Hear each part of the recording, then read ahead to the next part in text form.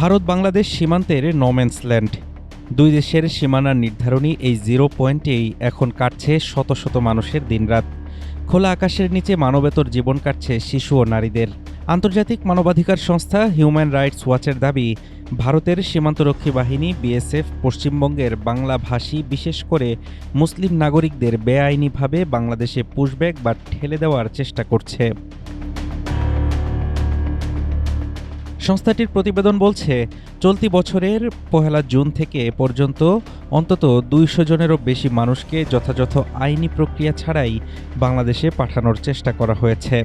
তবে border guard Bangladesh বিজিবির তৎপরতায় এমন অন্তত ২১টি পুশব্যাকের চেষ্টা প্রতিহত করা হয়েছে। মানবাধিকার কর্মীদের বরাতে জানানো হয়, রাতের অন্ধকারে কাঁটাতারের ফাঁক দিয়ে এসব মানুষকে ঠেলে দেওয়া হচ্ছে। কোনো কোনো ক্ষেত্রে পঞ্চগড় ও ঠাকুরগাঁও সীমান্তে নারী ও শিশুদের ৪৮ থেকে ৭৫ ঘণ্টা পর্যন্ত খোলা আকাশের নিচে আটকে থাকতে হয়েছে। পরবর্তীতে বিজিবি বিএসএফের পতাকা বৈঠকের পর কিছু মানুষকে ভারতে ফিরিয়ে নেওয়া হয়।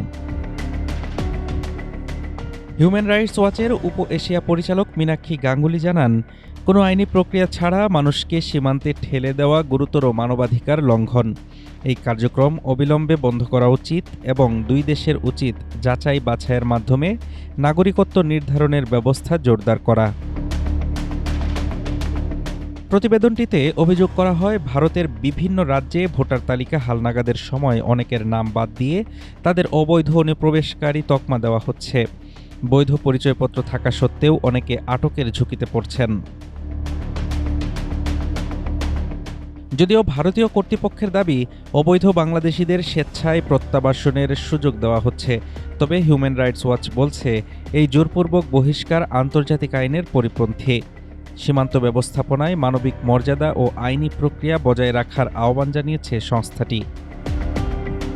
হাফিজুর রহমান তুষার, ঢাকা টুডে।